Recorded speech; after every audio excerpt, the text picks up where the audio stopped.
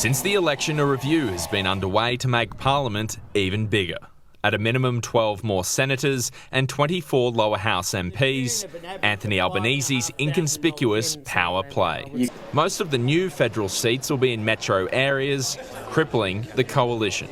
Alright, so Albo wants to make Parliament even bigger, another 12 senators and 24 MPs. And here's the kicker, well, most of those new seats, they're going to be in metro areas. And what do we know about metro areas? Well, they historically vote Labor. So you're effectively creating new seats where Labor already dominates. Now, call it what you want, but it looks like strategically stacking the deck before the next election. And you know what's wild about all this? It's practically out of the CCP playbook. You expand government, centralize power, and make it look like reform. And that's how it starts, slowly and quietly, with words like representation and fairness. It's not about more democracy, it's about more control. China did it. They bloated their own government to the point where the opposition couldn't even compete. Now tell me that doesn't sound familiar and what's happening right here. Right, and let's talk some numbers, some real numbers. The population of Australia is around 27 million.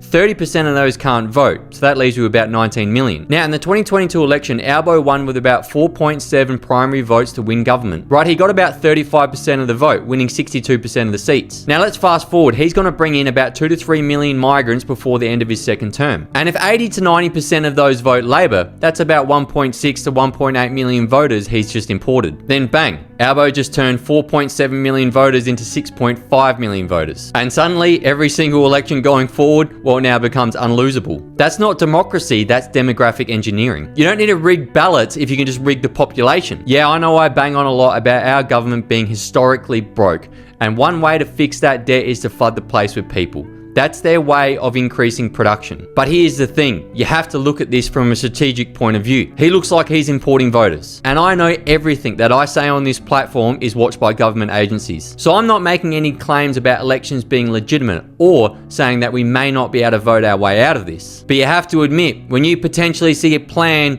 where they seem to be adding seats to Labor dominant areas and millions of potential voters are flooding in at the same time, you have to ask yourself the question, and it makes you stop and think. It definitely raises the questions for me about how fair elections are going to be going forward, and whether the system is being tilted so far that genuine Aussies no longer have a choice at the ballot box. So when I look at something like this, Albo just isn't expanding Labor's seats. He's flooding the place with people so he can get votes and keep him in power. And that's the uncomfortable truth that no one in Canberra wants to even talk about. What's your thoughts?